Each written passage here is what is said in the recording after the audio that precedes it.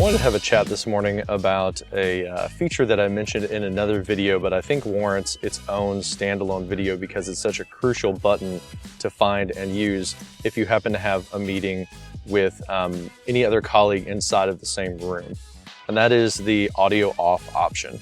Microsoft Teams actually features an audio off button that you can click at the beginning of any meeting that you join, like using the conference room phone.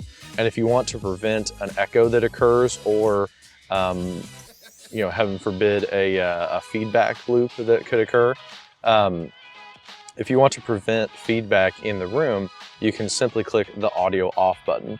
Now, on my screen down here, when I go to start or join a meeting, I have a few options right here where I can turn off my microphone. You may have seen that switch in the middle section here. Now that would only mute my microphone. It won't necessarily stop my speakers from feeding back into the conference room phone. So if I want to mute my speakers and my microphone, I want to click the audio off button in this lower corner.